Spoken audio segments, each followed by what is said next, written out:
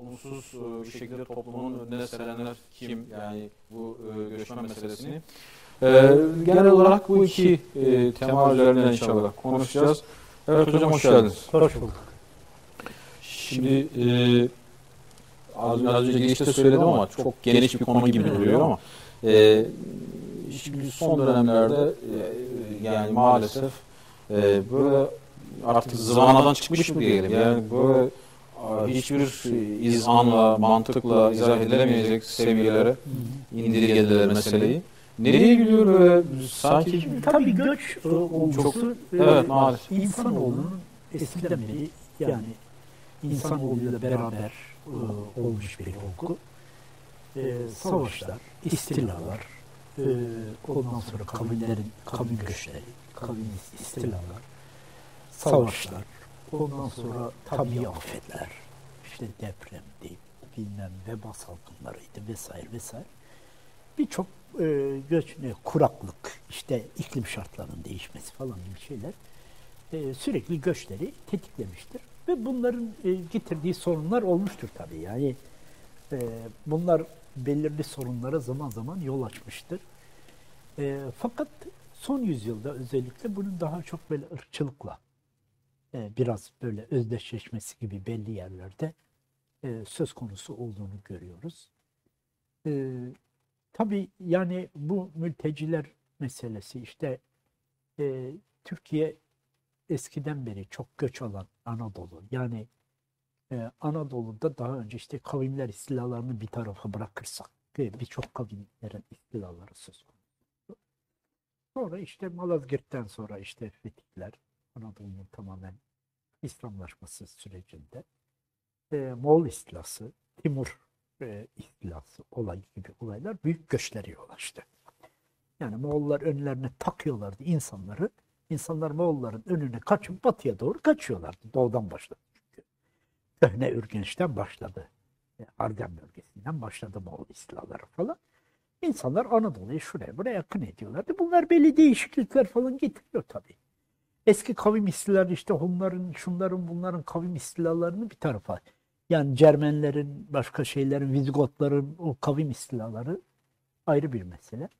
Bu dediğim gibi göç dalgaları, işte savaşlarla bir de olanlar, çeşitli savaşlar göç dalgaları oluşturuyor. Ama son yüzyılda biraz daha rejimlerin falan etkisi, ideolojilerin etkisi falan oldu göçle. Yani belli bir rejimden hoşnut olmayan topluluklar veya gruplar vesaire şeyler ya göçlere maruz oldular ya katliamlara vesaire şeylere maruz kaldılar. Türkiye'de tabii özellikle son yüzyıldan fazla çok göç alan bir yer. Balkanların ve Kafkasların kaybedilmesi, yani Kafkaslarda Rus işgalleri, Balkanlarda da gene Rusların etkisiyle olan savaşların kaybı, toprak kayıplarıyla birlikte gelen göçler. Yani bu dinin 1699 Karlofça Anlaşması'yla Osmanlı'nın bu din vilayetini kaybetmesinden başlayarak zaten 2. Viyana kuşatmasından sonra yenilgiyle sonuçlanmasından sonra ciddi olarak orada toprak kayıpları başladı.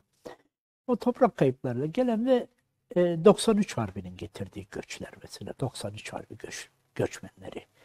93 Harbi'nde Ruslar Yeşilköy'e falan kadar geldiler. Çok fazla göç oldu. Ondan sonra bir de Balkan savaşlarında. Yani bunlar savaşlarla olan göçler.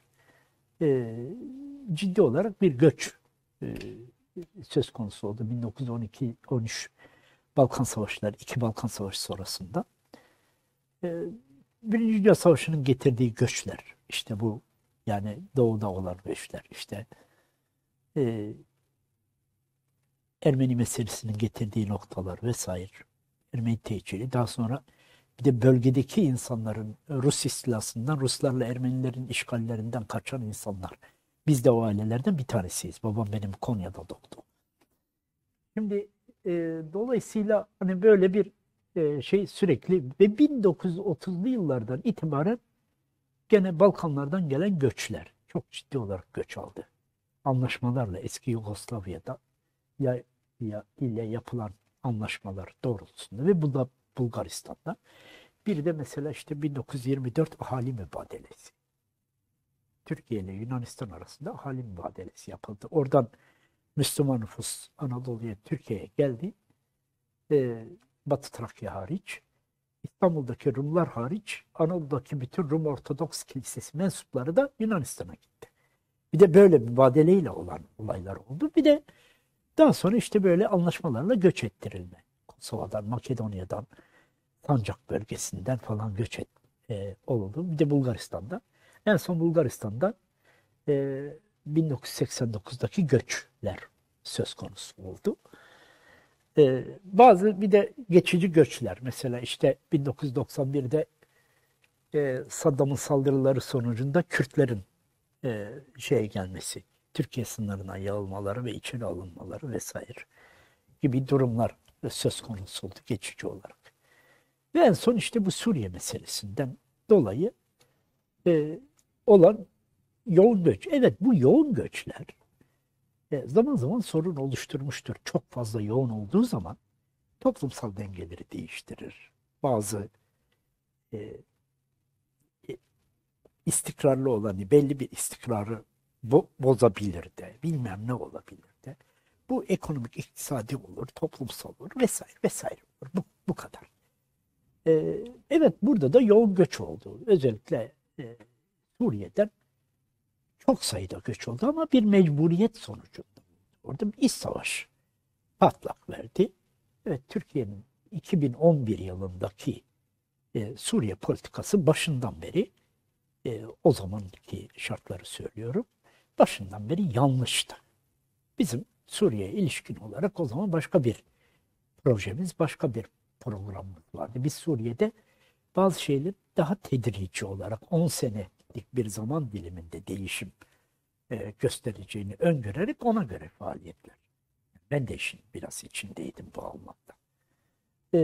Fakat böyle birdenbire işte silahlı ayaklanma falan, böyle bir belli şeylerin öngörülememesi, okunamaması, özellikle İran, Rusya ve Çin mihverinin görülememesi, o faktörün görülememesi, anında her şeyin değişebileceği, Müslüman Kardeşler Hareketi'ne fazla güç atfedilmesi, öyle bir toplumsal güce sahip değil Arap ülkeleri. Bunu bilmemiz lazım. Yani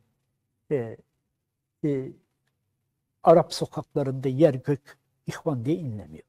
Öyle bir destek yok. Ne Mısır'da? Mısır'da %30 falan en fazla. Diğer ülkelerde hemen hemen yok. Suriye'de hiç yok zaten. Hama'dan sonra, Hama katliamından sonra tamamen kazınmıştı. Şimdi bunların yanlış okunması falan ve burada Kürt meselesinin anlatılmasının görülemedi. Yani o Rojava olayı, PYD koridorunun oluşması falan, bunlar büyük krizlere yol açtı. Bunlar bir tarafa, evet, bunları bir tarafa koyuyoruz. Başından beri Türkiye'nin Suriye politikası yanlıştı. Fakat oradan insanlar çaresiz olarak geldi. İnsanlar savaşmadı. Çünkü öyle bir hal aldı ki savaş, bir sürü yabancı savaşçılar girdi her tarafta. En-Nusra'ydı, Hizbullah'tı, Haçlı Şabi'ydi, bilmem. Hepsi yabancı savaşçıydı. DAEŞ geldi sonra vesaire. Yabancı, başka ülkelerden gelen savaşçılar, yabancı kuvvetlerdi.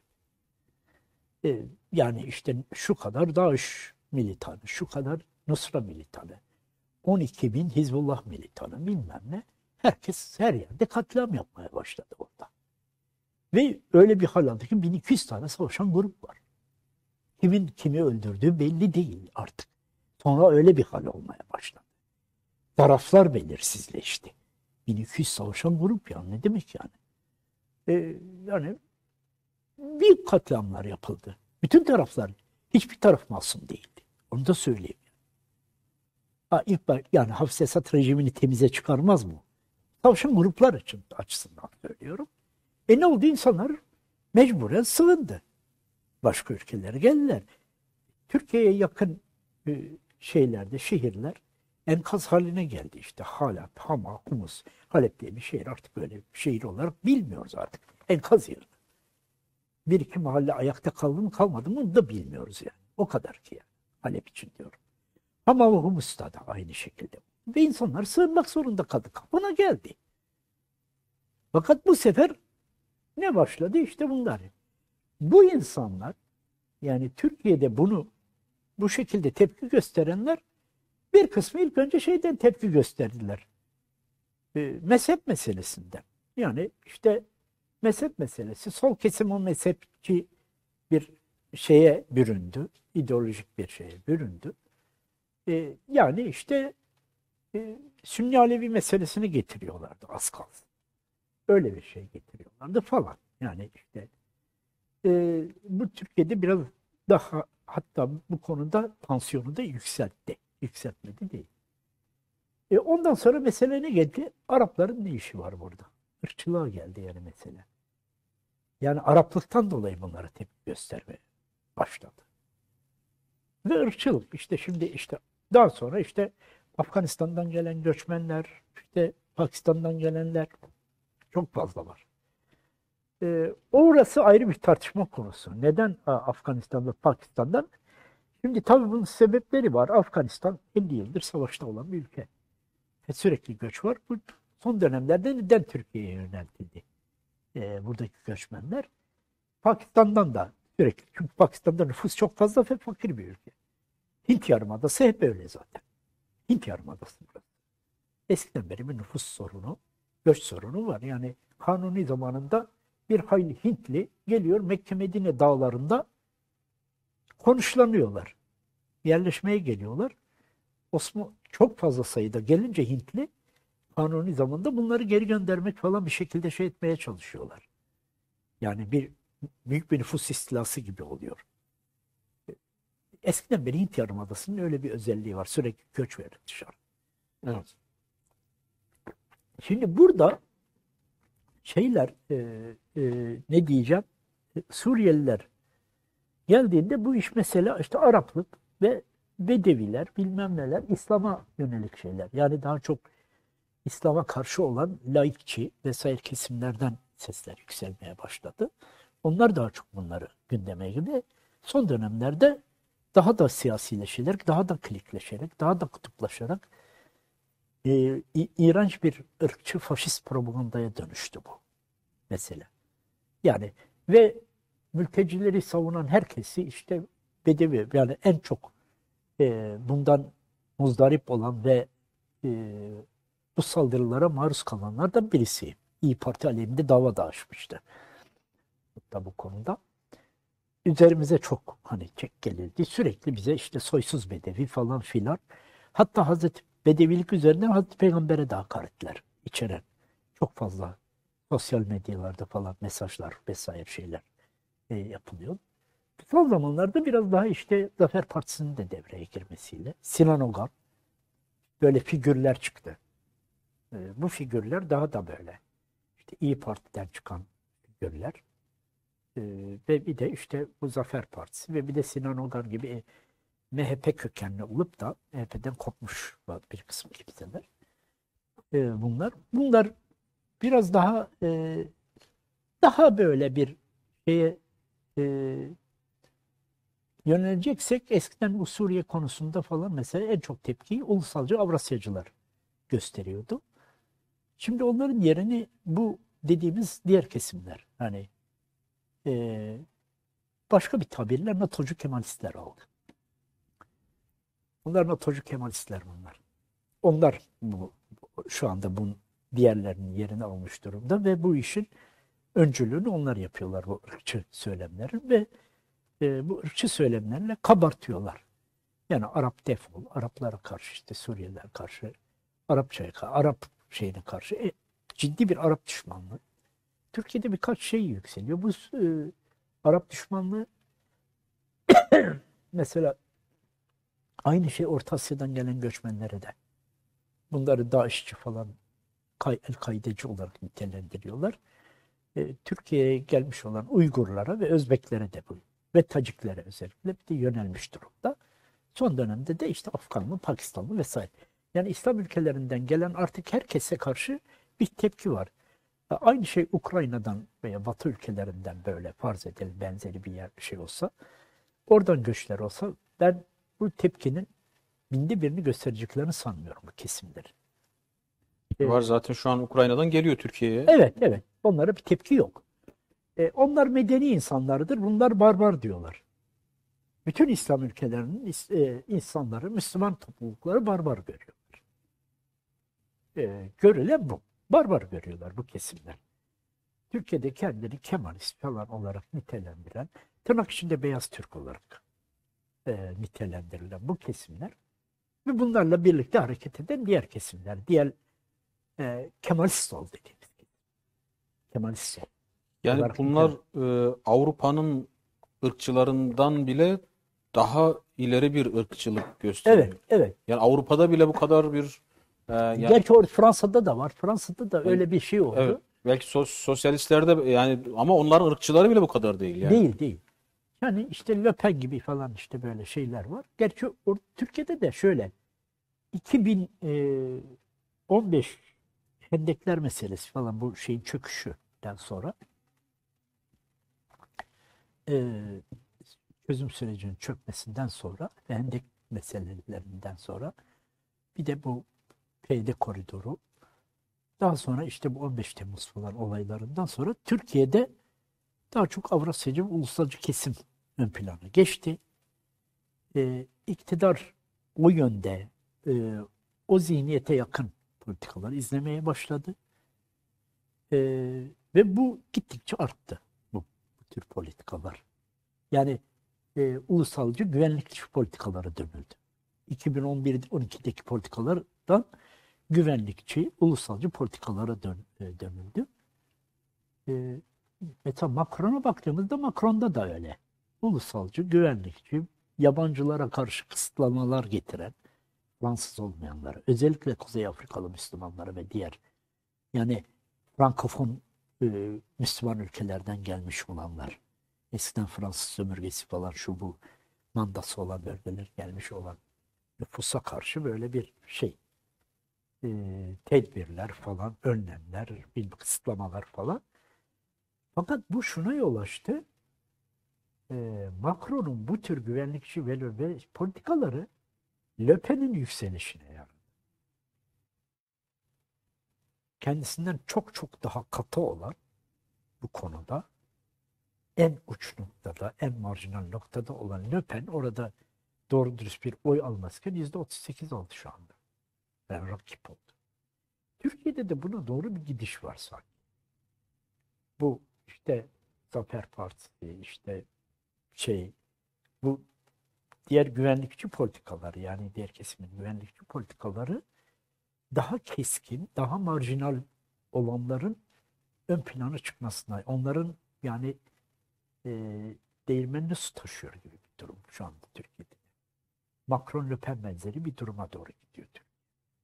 O şey. Burada işte bunları şeyde bilmemiz lazım. Yani 2015'ten itibaren izlenen güvenlikçi politikaların işe yaramadığını ve çok daha katı ırkçı odakların yükselişine yol açtığını görebiliyoruz burada. Yani burada Türkiye'de özellikle içeride yani sanki Kemalist rejimin yani bu katı milliyetçi tutumu Evet. yani herkesi Türk yapma Evet. ve Evet. çok katı bir asimilasyon politikası. Bu son dönemde yani biraz daha yayıldı farklı alanlara Evet. yayılınca bu dediğiniz sonuç Bir ortaya de çıktı. şey gibi yani Evet. İsmet Özel gibiler buna çanak tuttu. Teorik temel hazırladı. İslami kesimi buna entegre etti. İslami kesim nezdinde bu projenin e, meşrulaştırılmasının aracı oldu İsmet Özel. Net söylüyorum. İsmet Özel'in bunda büyük günahı var. Bir meşruiyet Yani kaynağı, zemini şahıslar üzerinde oluştu. hani belki Yok hayır açık söylüyorum. mesela yani Yani Türkiye'de yükselen Kürt, Arap vesaire karşıtlığında ben açık söylüyorum şu ortamda İsmet Özel'in bu tavrının şeyi var, rolü var. Teorik zemin. Yani İslami kesim bu tür şeylerde uzak duruyor değil. Yani bu tarz bir asimilasyon vesaire şeylerinden uzak duruyordu. Daha ümmetçi, daha kapsayıcı bir şeyde. Yani o tarafa bir türlü geçmiyordu. Yani o sentezci düşüncenin, yani Türk İslam sentezci düşüncesinin biraz daha merkeze, yani merkez siyasete konumlanması O veya İsmet Özel onun İslami kesim nazarında, İslamcılar nazarında belli bir ölçüde meşrulaşmasını e, sağlayan teorik temelleri ortaya koydu. diyorsun. Evet. Şimdi ya 2011 hani yoğun Suriyelilerin geldiği dönemde müthiş bir korku pompalandı. İşte Evet. bunlar asayişi bozacaklar, bunlar ekonomiyi yani şöyle yapacaklar. Şimdi asayiş bozulmadı. Yani Suriyelilerle ilgili o Evet. kadar da tahrikler yapılmasına rağmen, provokasyon yapılmasına rağmen Suriyelilerden Çünkü çü- yani bir kültürel olarak bir kere kültürel olarak birbirinin yakını. İkincisi Suriye 1917'ye kadar eğer mesele oysa farz edelim. Ki o da ayrı bir tartışma konusu. Osmanlı toprağıydı. 17'ye kadar değil mi? 17, 10. Mondros'a kadar Osmanlı. Şimdi böyle bir şeyden bir de gelenlerin çok önemli bir bölümü Hama, Humus, Halep, Şam gibi şehirlerden geldi. Şehirli nüfus. Her ne kadar bunun kaymağı Avrupa'ya gitse de. Bakın, kaymağı Avrupa'ya gitse de gene şehir nüfusu daha çok geldi. Rakka'dan gelen çok az. Rakka'dan geldi. Ama çok az. Daha çok Rakkalılar Ürdün falan civarında. Veya Irak'talar falan. Bir de yani sadece işte şeyler gelmedi. Araplar gelmedi ki. Bu ayrımcak Türkmenleri de geldi. Geldi mi? Geldi. Birkaç yüz bin onlar var. Artı bir de şeyler geldi. 600 bin aşkın Kürt var kuzeyden gelen. Yani öyle o P'de orada ben koridor kurdum işte Kürtleri özgürlüğe kavuşturdum. O zaman 1 milyonu aşkın Kürt niye orayı terk etti? Yani bunların 150-200 bini hadi en fazla DAEŞ bundan dolayı Nusra ve DAEŞ'ten dolayı gelsinler. Gerisi nereden geldi? Yani yarım milyon şeyde Irak Kürdistan'ında şeyler Suriye Kürtlerinin 600 binden fazla da burada şu anda. 700 bin falan da bunların bir kısmı gitti. Başka yerlere falan gittiler bu Kürtler. Ama yaklaşık 600 bin civarında falan veya daha fazla burada şu anda. Kürtleri, Suriye Kürtleri. Yani Kürdü de var, orada var. Çerkesi var. Çerkesler de geldi. Arnavutlar da geldi oradaki. 40 bin civarında zaten Arnavut vardı orada. Onların büyük çoğunluğu terk etti yani. Arnavutlar geldi. Boşnaklar geldi. Yani zamanında Şam civarındaki yerlere yerleştirilmiş olan Boşnaklar da geldi. Vesaire. Yani böyle bir yapı. evet. Yani o nüfus demografisi tamamen de Araplardan oluşmuyor. Burada böyle tamamen toptancı bir yaklaşımla şey yapıyorlar Yani böyle. işin mesela ekonomi kısmında da sık sık bu verilerde Evet. açıklanıyor ama yani özellikle o bölgedeki şehirlere ciddi katkıları var. Yani Urfa gibi, Antep gibi yani Şunu söyleyeyim, büyük bir sermaye aktarımı oldu. Oradan sermaye getirdiler. Paraları getirdiler. Mallarını, mülklerini işte şey yapan, para getirebileni getirdi. Burada iş yerleri kurdular. Sermaye aktardılar. Çok fazla sermaye aktardılar. İş yeri kurdular. Esnaf olup iş yeri açıyor. Yani dükkan işte benim evin altında vergi da. ödüyor yani. Ama iş yeri açıyor adam, iş yeri açıyor. Vergi ödüyor, şey yapıyor. Bunlar çalışıyorlar da. Çalışmaktan kağıt toplayıcısına kadar var. Ha dilenen çocuklar da var.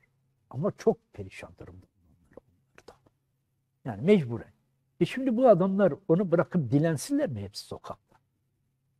İnanın Halep'ten bildiğim bazı aileler var.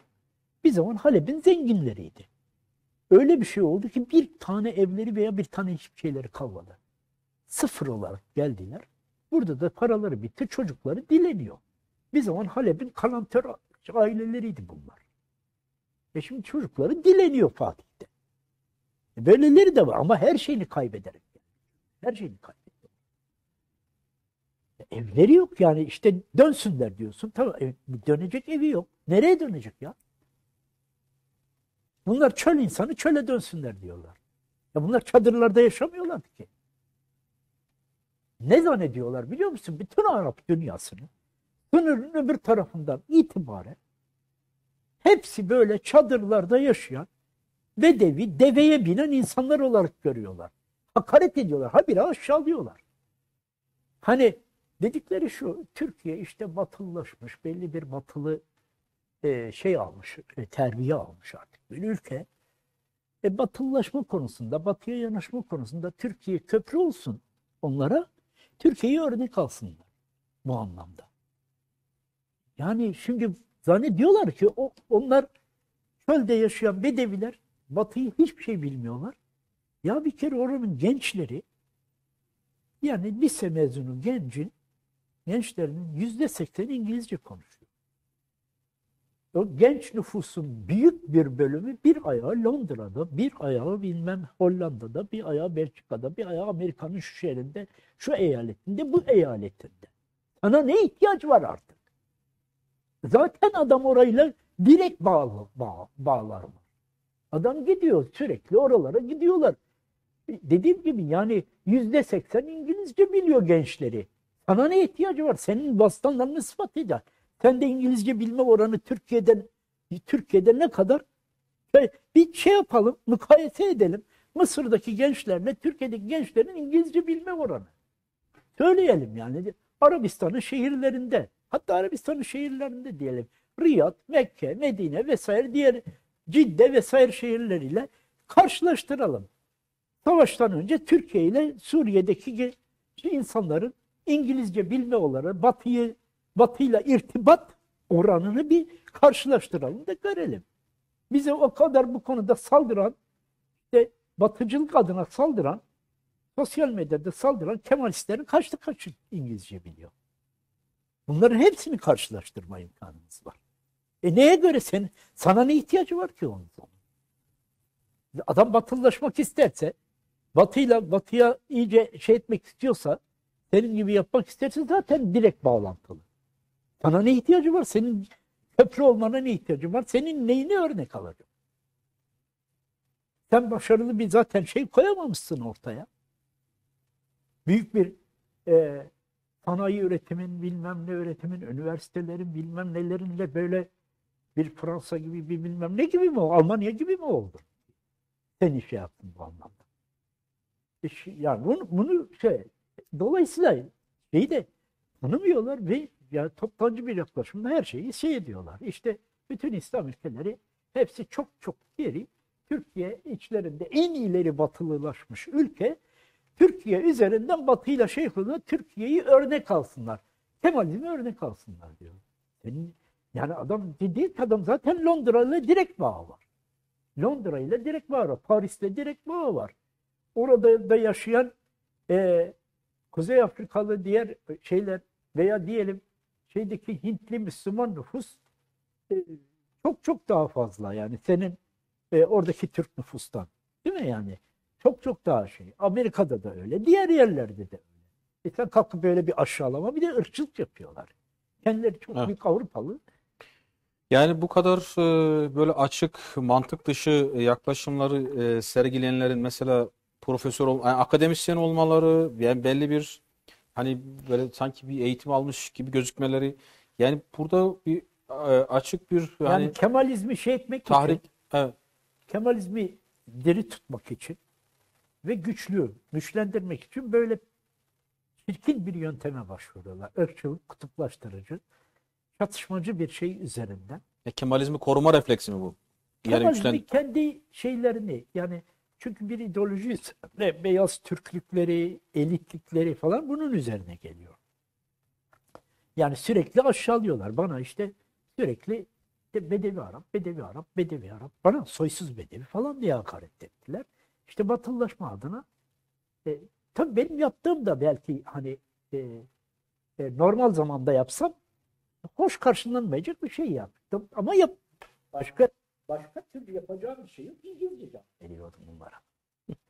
Yani şimdi sen madem hani ben çölde yaşayan, çadırda yaşayan, deveden başka bir şey bilmeyen bedeviysen de yani bedeviysem al sana. Şimdi dolayısıyla böyle bir şekilde hani bu şekilde bir aşağılama da var. Peki o zaman ne yapacaksın? Bu insanlar hepsi bakıyor Öyleyse o zaman niye Avrupa Birliği'ne karşı? Ümit Özdağ'a soruyorum. Niye Avrupa Birliği'ne şiddetle karşısın? Ne adına bunu yapıyorsun? Atatürk diyorsun. Atatürk Batıcıydı. Avrupa zihniyetini, Avrupa uygarlığını, Avrupa bilmem nesine, normlarını savunuyordu tamamen. Onları takviminden, bilmem Avrupa'nın takviminden bilmem nelerine kadar getirdi. Hepsini devrimlerle yerleştirmedi mi? Giysilerine kadar. Avrupacı. Niye Avrupa Birliği'ne karşısın o zaman? De bunların bazılarına sormak lazım. Sen tamam yani bu kadar İslami şeylere düşmansan, Araplara bilmem nelere, işte Araplar adını kullanarak, bütün Arap dünyasını da hedef tahtasına koyarak, asıl hedef İslam. Araplar da değil. O zaman Bulgar kardeşinle niye birlikte yaşamadın geldin buraya Müslüman kimliğinle? Yaşasaydın ya Bulgar kardeşinle. Bulgarlarla ne çatışman vardı o zaman Müslümanlıktan başka? Bu çelişkiyi sormamız lazım bazılarına. Yani tamam böyle bir şey burada ne oldu? Biz de onlar da soruyorum bazılarına. Birisine dedim. Üsküp'ten dedim sizin aileniz de dedim buraya muhacir mülteci olarak gelmedi mi? Aynen sordum ben. Öyle birisine sordum onlardan. Yani bunu çok fazla dillendirenlerin başında gelenlerden biri. Ben vatanıma döndüm. Dedim Üsküp neyin vatanıydı? İstanbul'dan önce fethedilmişti. Rumeli vatan değil miydi yani? Rumeli sizin için vatan değil miydi o? Yani bir Rumeli vatan kabul etmiyorsan hala, sen kendini Anadolu'ya tıkıyorsan o zaman kalkıp da imparatorluk geçmiş falan diye övünme. Yani böyle bir sürü çelişkiler yaşıyorlar. Hani bu çelişkileri yani belli şeylerle ortaya koyabilmemiz lazım. Bir taraftan Avrupa Birliği'ne karşısın. Bir taraftan Avrupalılık iddiasındasın. Bir taraftan işte diyorsun. Asyalılara bilmem nelere karşı çıkıyorsun. Batıcılık yapıyorsun. Belki kökeninde hani Batı'da Müslüman olmuş topluluklardan, Avrupa'da falan. Öbür taraftan kendini bir de Orta Asya'ya nispet ediyorsun. Hem batıcılık yapıyorsun hem kendini Orta Asya'ya nispet ediyorsun. Zaten Batılılar ne diyor? Bütün Müslümanlara siz Anadolu'dan, Asya'dan gelmiş insanlarsınız. Gidin memleketinize tarzında. Öyle bir politika izleniyor. Balkanlardaki Müslümanlara karşı. Öyle bir politika izleniyor. Oradakiler de çoğu yerli Müslüman halk. Yani Arnavutlar, Boşnaklar gibi, Pomaklar gibi, Bulaklar gibi vesaire yerli Müslüman halk oldu. Şimdi dolayısıyla böyle birçok çelişkiyi bir arada müşahede ediyoruz. Bunların çoğu da işte ya siz de yani bir şekilde geldiniz. Kimse sizin gelmenize karşı değil yani. Türkiye'de belli yerlerde insanlar böyle çok yüksek göçmenlere karşı, Balkan ya da Kafkas göçmenlerine karşı bazılarında böyle tepkiler oluyordu. Böyle nahoş sözler de söylenirdi. Aralarında, satır aralarında. Ama bu onun ötesine geçmezdi. Herkes için var. Yani işte diyelim mesela Orta Anadolu insanlar bir Lazlarla ilgili fıkralar anlatır. Lazlar başka şey anlatır. Öteki başka bir şey anlatır. Kürtlerle ilgili başka şey anlatır. Birbirlerine böyle nahoş olmayan bazı böyle yavaş sesle, alçak sesli belki dillendirilmeyen, doğru dürüst dillendirilmeyen böyle olarak özel şeylerde böyle şeyler olur bütün topluluklarda. Bunların ötesinde yoktu. Bunlar da hoş şeyler değil ama en azından insanlar belli bir konuda ileri gitmiyor. Bunu ırkçılığa falan döndürmüyor. Öyle diyor ama kızını veriyor diyelim. Yani damat kayınpeder ilişkisi oluyor, bilmem ne oluyor, ticari ortaklar oluyor, bilmem ne oluyor falan, alışveriş yapıyorlar vesaire, komşu oluyorlar, şuydu buydu. Yani birbirlerine bir sıkıntılarında gene yardım ederler, şunu yaparlar, bunu yaparlar falandı filandı. Şimdi bu yükseltilen bu ırkçılık o zaman çok var. Tamam bazı topluluklar coğrafi olarak şöyle uzaklık olur, kültürel farklılık olur. Bu kültürel farklılıkların getirdiği bazı tepkiler oluşabilir. Tanımıyordur yani. Yani Türkiye'de mesela işte Balkan göçmenleri Arap dünyasına uzak. Ama bir Antepli için, bir Adanalı için bunu söyleyemez. Oradaki Türkmen için de söyleyemez. Bıraktık diğer şeyi. Oradaki Türkmen de için söyleyemezsin. Urfa'da mesela diyelim şeyler var. Urfa'da Türkmenler var. Bu Türkmenler de Arap tefyesi falan giyiyorlar. İklim çünkü. Orada Alevi Türkmen köyü var. Kısas diye. Tek Alevilerin yerleşim yeri o Kısas beldesi. Önemli olan da nüfus Alevidir. Görürsen onları şeyli zannedersin. Rakkalı falan Arap kabilelerinin mensupları zannedersin. Hepsi kefiyeli mefiyeli böyle şey. Cilbaplı bilbaplı insanlar yani. Bunlar Alevi mi de yani. Bildiğimiz Alevi. Hatta orada böyle bir toplantı da yaptık. O orayla ilgili böyle bir sempozyum gibi. Başka yerden gelen Aleviler, bunlar Arap olmuş falan. Şeydi, hani dolayısıyla onlar için ama diğerleri işte yani diyelim Ankara'dan öte Anadolu'yu görmemiş falan belki böyle bir şey tecrübesi olmayan insanlar için yabancı gelebilir. Kültürel farklılıklar olabilir belli bir şekilde. Yani kültür farklılıkları, yaşam tarzı farklılıkları falan oluyor yani. Bir Balkanlardaki insanla diyelim işte Urfalı ya da Suriyeli ya da işte Iraklı. Hadi bunlar biraz daha güneyden olunca şey farklılıklar, temizlik kültürü ve vesaire şeyleri ayrılabilir. Bu bazen bazı şeylerde ama böyle bir ırkçılığa yol açma falan gibi böyle bir şey değil. Mesela örnek veriyorum. Yani Bosna'da her yaz yaklaşık 500.000 Arap geliyor neredeyse. Birleşik Arap Emirlikleri, Suudi Arabistan, Kuveyt, Bahreyn gibi, Umman gibi ülkelerden orada arazi de satın almışlar, köyler kurmuşlar. Yazın gelip kalıyorlar. Yani gidin yazın işte Haziran'dan itibaren baş çarşıdan tutun kafelere bakın çoğu Arap. Bunu görüyorsunuz. Tamam bazı böyle kültürel farklılıklar ve oradaki diyelim bazı rahatsızlık duyanlar belli bir oranda olur mu? Buradaki gibi böyle ırkçı bir kampanyaya asla dönüşmedi. Böyle bir şey yok. Evet. Şimdi diğer İslam ülkeleri, yani şimdi Türkiye sonuçta halkı Müslüman olan ülke kategorisinde. Şimdi araya gideceğiz ama aradan önce aradan sonrası için bir hazırlık olsun. Yani diğer İslam ülkelerinde göçmenlere bakış nasıl? Mesela Ürdün'de de çok göçmen var. Yani diğer Suriye'nin çevresinde Suriyelilerin muhacir olduğu ülkeler var. Lübnan Evet. gibi. Yine mesela Suudi Arabistan'da isterse orada çalışsınlar. 10 milyondan fazla orada Pakistanlı veya diğer Evet. ülke Filipinli insanlar var. Şimdi İslam ülkelerinin göçmene bakışı, Avrupalıların bakışı, Amerika'nın bakışı nedir diyelim isterseniz aradan sonra. Bir de Türkiye'nin bir yerde kucağında mı buldu Türkiye bu göçmen meselesini? Hani şimdiye kadar evet tarihte yani belli dönemler oldu ama bu kadar birden hazırlıksız, hani dediniz ya Suriye politikası yanlıştı. Hesaplanamayan birçok şey vardı. Bu göçmenlerin bu kadar yoğunluğu da mı hesaplanamayan şeyler arasındaydı veya Evet. bu Evet. belirsizlik Evet. gibi diyelim.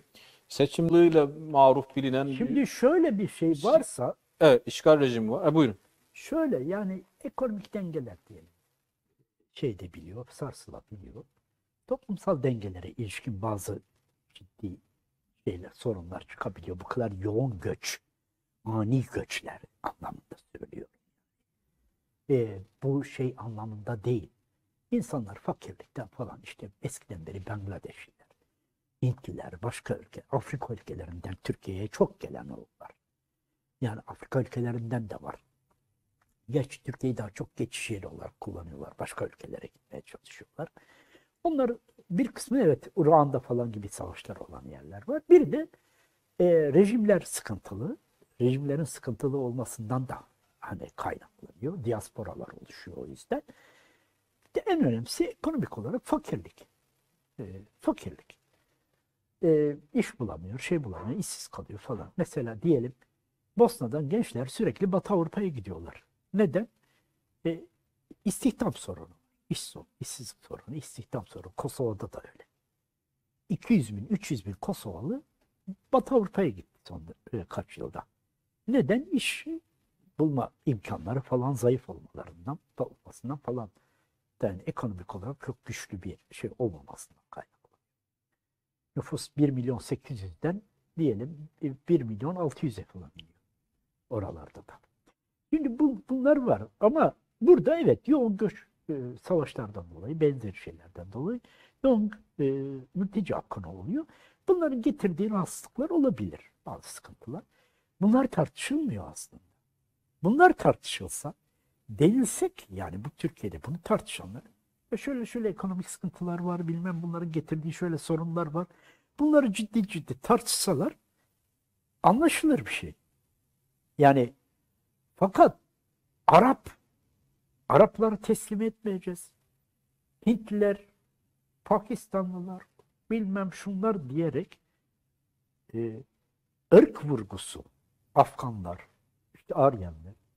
O zaman ben şunu ararım. Anti-Arabizm var, anti-Aryanizm var, anti-Acemizm var bu ülkede vesaire var. Anti-Hint şey de var. Demek ki bunlar ırkçılık yapıyor. Yani bunun üzerinden değil, yani bu normal olarak işte yoğun göç veya yoğun mülteci akını çok fazla sayıda olunca belli şeyler, istikrarsızlıklar, sarsıntılar, şunlar bunlar oluyor. Ürdün'deki öyle. Ürdün fakir bir ülke, zengin bir ülke değil. Zengin ne petrol yatakları var ne bilmem ne, belli başka fosfat işte bilmem ne, bazı şeyleri var oranın. Büyük de bir ülke değil o anlamda, arazi olarak çok geniş bir ülke değil. Bu kadar yoğun göç olunca verdiği bazı rahatsızlıklar var ama zaten bir de çok Filistinli de var. Göç etmiş çok fazla Filistinli var zamanında. Filistin'den göç etmiş. Şimdi bunun ötesinde bir ırk üzerinden yapılmıyor. Yani Lübnan'da mezhep dengeleri ve din dengeleri. Yani Hristiyanlar var biliyorsunuz orada. Hristiyanlar var. Çeşitli Hristiyan gruplar. Maruniler değil sadece. Melkitiler vesaire. Ermeniler falan da var orada. Rum Ortodoks Kilisesi falan mensupları da var.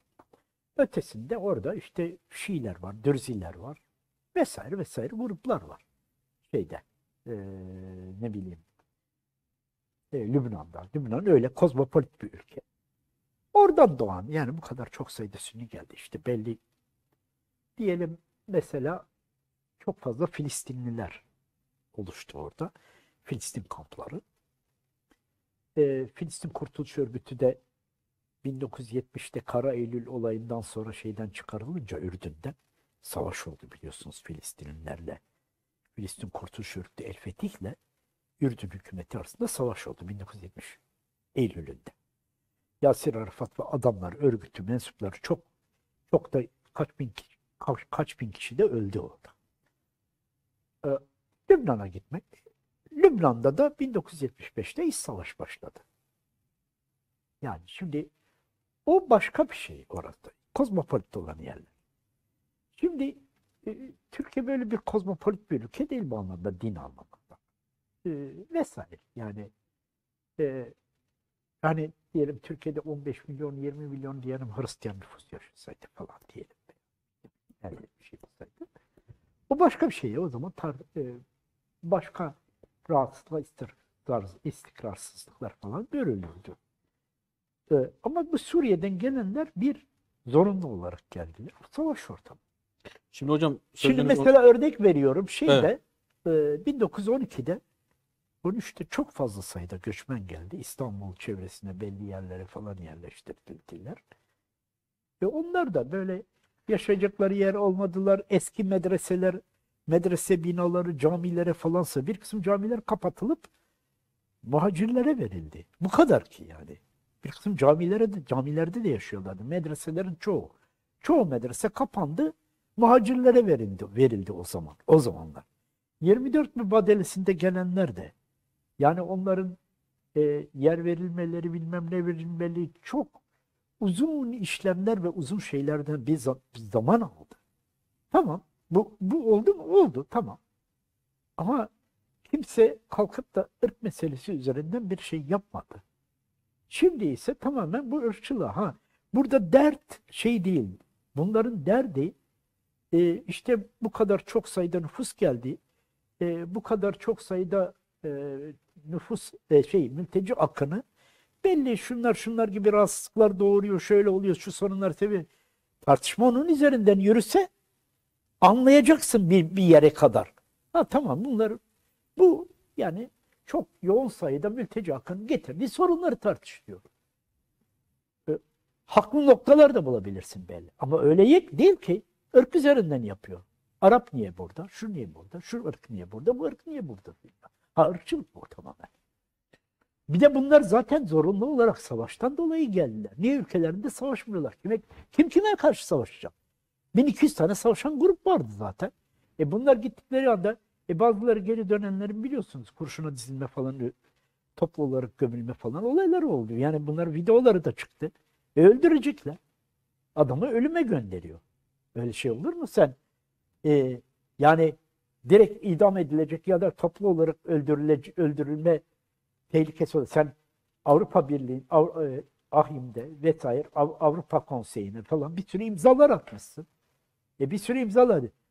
Yani sen diyelim Türkiye'de ne kadar Mısırlı var. Türkiye'de bir hayli Mısırlı da var. Bu Sisi. Yani. Bunları geri gönderiyor. Sisi hepsini idam edecek. İdam cezası var. İdam cezası, Türkiye idam cezası olan bir ülkeye suçlu da olsa insan iade edemez. Çünkü uluslararası hukuka imza attı. Uluslararası hukuka ait birçok şeylere imza attı. Türkiye'nin imzası var. O zaman ne olacak? AHİM Türkiye'yi mahkum edecek. Bunu da şey etmiyorlar. Burada da sen Suriyeliler gitti orada idam edildi. Sen ne olacak? Suç durumundasın. Uluslararası hukuka göre sen suç işliyorsun o zaman. Bunları gönderme anlamında böyle yapıyorsan. Efendim işte orada gidiyorlar bayramda giden bir avuç insan ya. O da sınır şeylerinde yaşlı anne babasını falan ziyarete geliyor. Çoğu da Kürtler yani bunlar. PYD'den kaçmak zorunda kalan Kürtler. Anneleri babaları yaşlı insanlar gelemediler. Kendileri orada buraya gelebildiler. Böyle aileler ama bunlar çok az. Bir de bunlar hani işte dediler ki işte Afganlar tamam onlar erkekleri geliyor daha çok.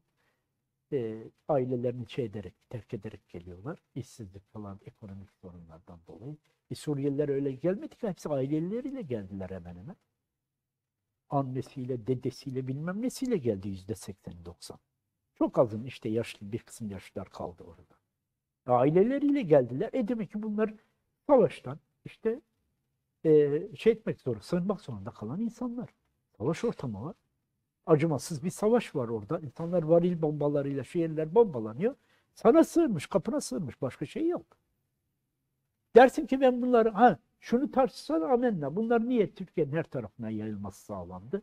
Belli bölgelerde niye bir planlamaya falan tabi? Bunlar tartışılabilir.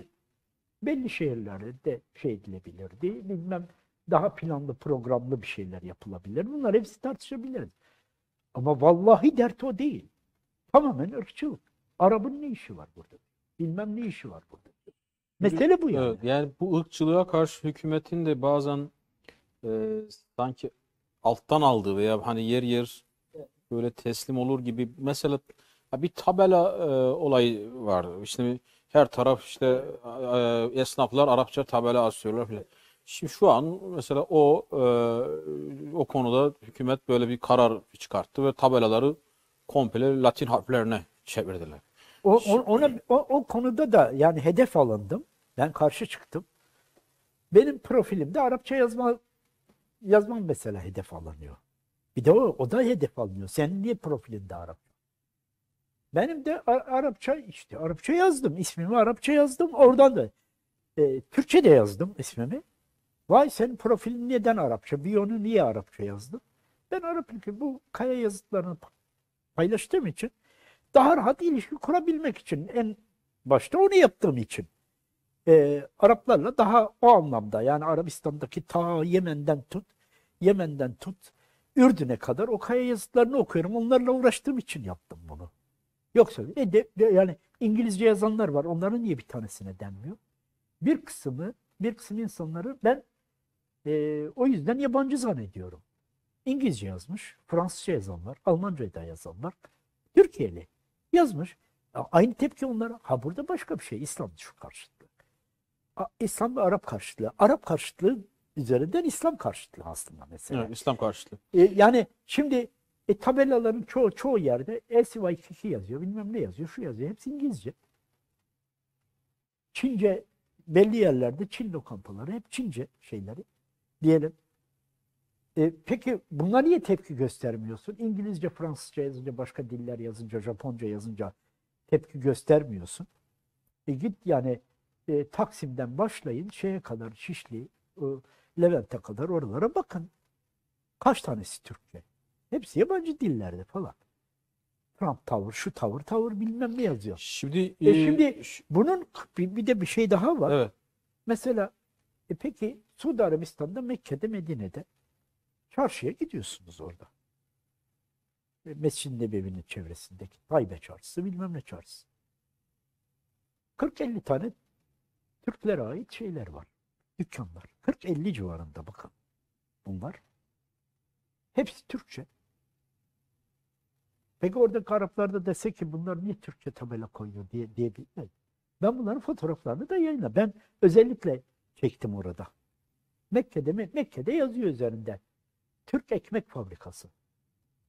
Mekke'de itfaiye meydanında evet orada o Şişe semtinde yazıyor üzerinde. Ben bunu da yayınladım. Dedim bakın Türk Ekmek Fabrikası diyor orada. Ben oradan ekmek de aldım biliyorum. Şimdi Medine'deki o Türklere ait. Hatta Türklere ait olmayanları da Türk müşterilerden dolayı Türkçe yazmışlar. Akdeniz hediyelik eşya. Konyalı bilmem kim. Ben bunları sosyal medyada fotoğraflarını yayınladım. Özellikle çekmiştim. Yayınladım. Peki Araplar bunlara bir şey dese ne diyeceksiniz o zaman? Irkçılık yapıyorlar. Araplar Türk düşmanlığı yapıyor diyecekler. Yani burada böyle bir durum var. O zaman olmaz kardeşim. Bir de senin Arap nüfusun var. Hatay'da Arap var. Yani bunlar son dönemde gelen yeni Araplar değil. Eskiden beri. Kaç yüzyıldır. 1000 yıldır belki. Urfa'da var. Mardin'de var. Siirt'te var. Bitlis'te var Arap. Sason'da var. Batman Sason'da var. İşte Bitlis Mutki'de var. Muş'un Hasköy ilçesi Arap'tır. Köyleriyle neredeyse birlikte Arap'tır. Peki bu Araplara niye hakaret etmiş oluyorsun? Mardin Arabına niye hakaret ediyorsun? Türkiye'de bu Araplar, bunların da bir izzet-i şerifi, bir haysiyeti var bu insanların. Ana dilleri Arapça olan Siirtli Araplar. İşte soruyorum. Onlara niye hakaret ediyorsunuz o zaman? Yani bu kadar Arap var. Hatay'da, Mersin'de, işte Adana'da mesela sende de ciddi bir Arap nüfus var. Bu kadar Arap düşmanlığı kendi Arap vatandaşına da düşmanlık ediyorsun o zaman. Evet. Türkiye'de Arap düşmanlığı var. Asyalı düşmanlığı var. İşte Pakistanlı, Afganlı, Hintli, İranlı düşmanlığı, Acem düşmanlığı var. Kuzey Afrikalı düşmanlığı var. PKK falan meselesinden dolayı da ciddi olarak yükselen bir Kürt düşmanlığı var. Ne bu düşmanlık bu kadar ya? Türkiye sadece beyaz Türklere mi kalacak yani? Bu ülke sadece beyaz Türklerin yaşadığı bir ülke mi olacak? Diğerleri ne olacak? Diğer Müslümanlar yani beyaz Türk olmayanlar tırnak içinde söylüyorum yani böyle olmayanlar. Kendini işte diyelim senin gibi aynı ideoloji, resmi ideolojiye olarak görmeyen dinden insan var, şu insan var, bu insan var. Ne olacak sen bunlara karşı? Burada Kemalizm az önce hani NATO'cu Kemalistler dediniz ya. Evet.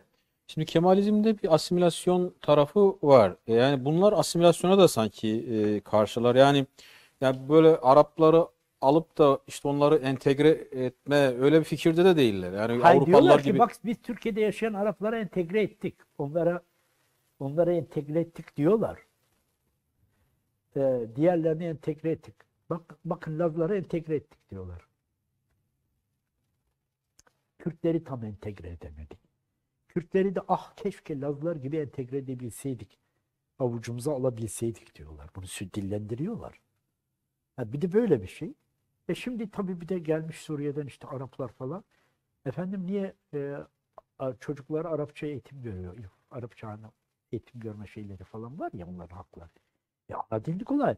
Sen Kerkük Türkmenleri için yıllardır işte Saddam onların şeylerini engelliyor. İşte ne diyeyim ana dillerini bilmem kültürlerini engelliyor diye bas bağıran sizsiniz.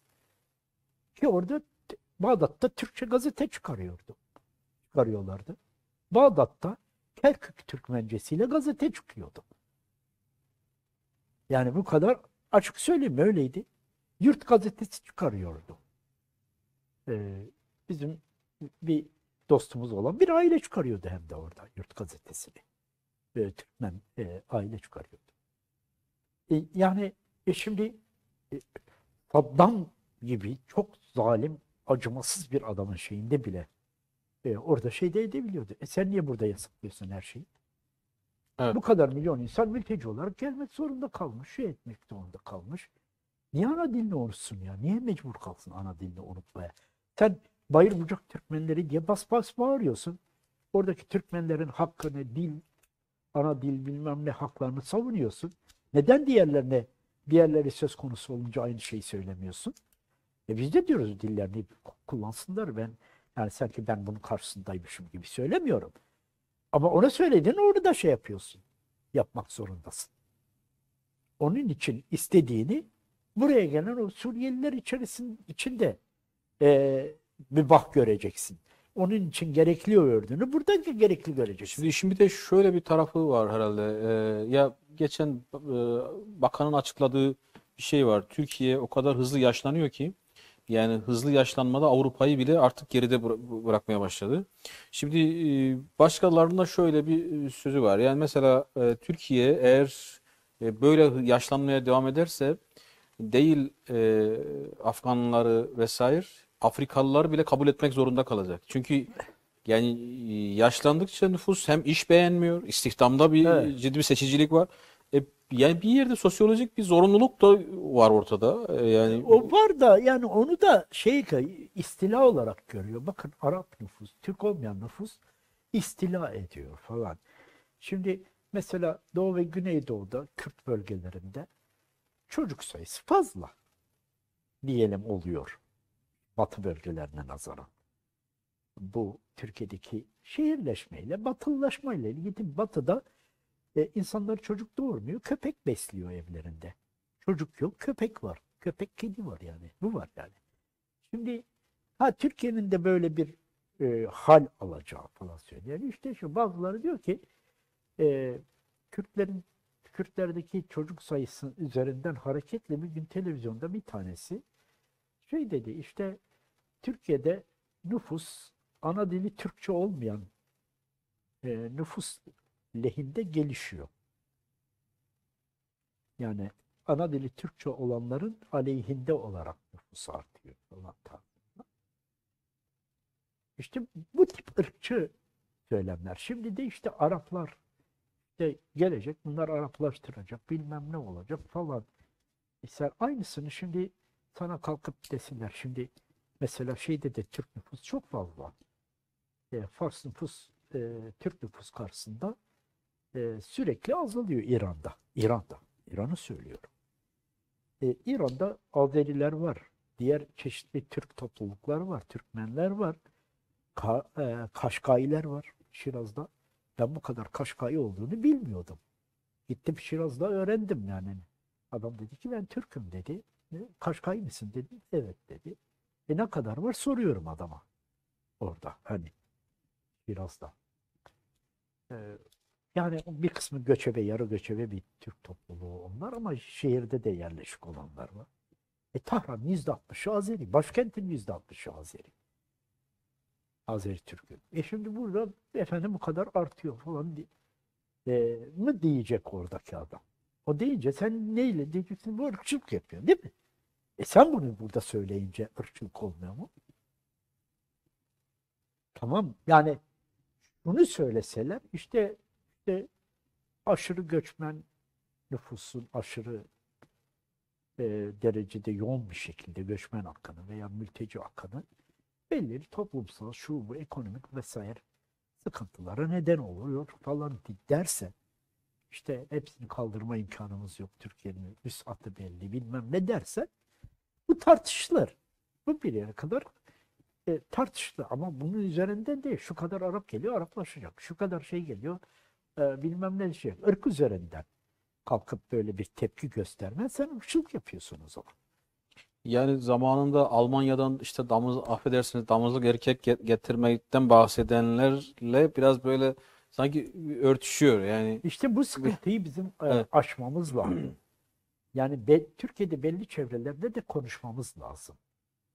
E, Yani bu çevrelerle de oturup konuşmada sebetaycıları biraz militan sebetaycıları onları biraz şeyde tutuyorum.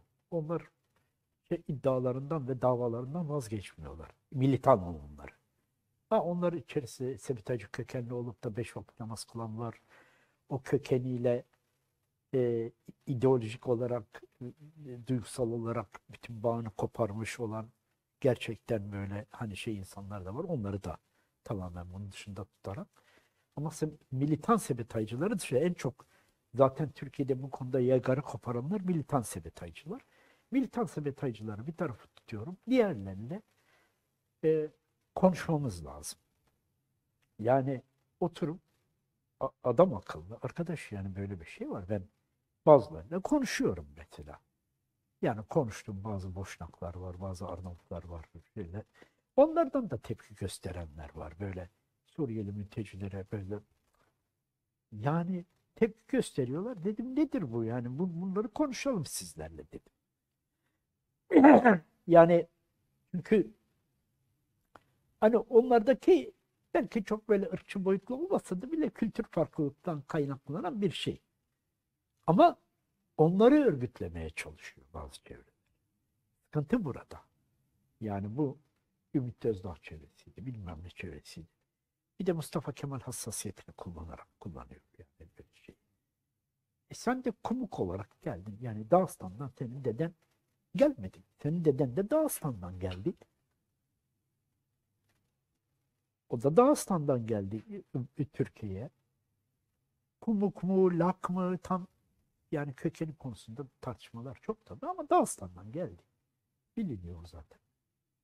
Yani bu zaman onu da sana sormazlar mı o zaman?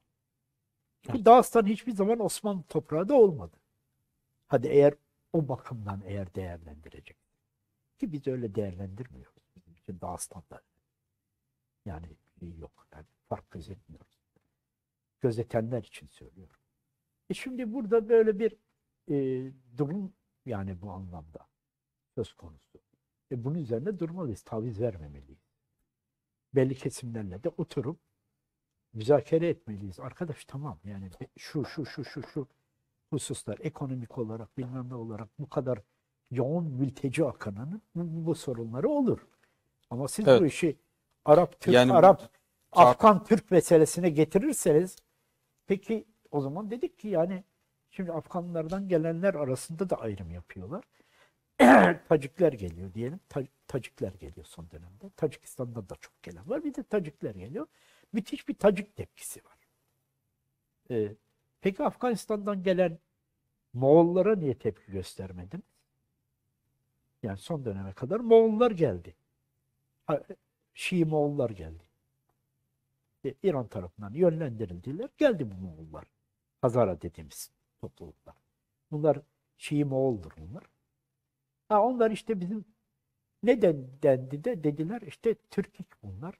Hani Moğol aslında ama işte Türkiye olarak kabul ediyoruz. Bu vay benim Türk kardeşim diyerek Türkiye'nin belirli yerlerine bunları yerleştirdiniz. 40'lar 50'ye yerleştirildiği zaman bunlar birkaç sene önce. Batman'a yerleştirildiği zaman veya bilmem belli stratejik yerlerine bir tanesinin sesi çıkmadı. Yani o Şii Moğollar gelip yerleştirildiğinde sesiniz çıkmadı. Ama Tacik geldiğinde, Özbek geldiğinde vay niye geliyor? Ha, burada bambaşka bir şey var o zaman. Evet, yani çok öyle karmaşık, girip... Ve Uygurlara yönelik tepki mesela. Evet. Niye Uygurlara yönelik tepki gösteriyorsun? Adam vatandaşı yani toplama kamplarına alıyor Çin onları. Ağır zulüm ediyor, idam ediyor. Kurşuna diziyor zavallıları.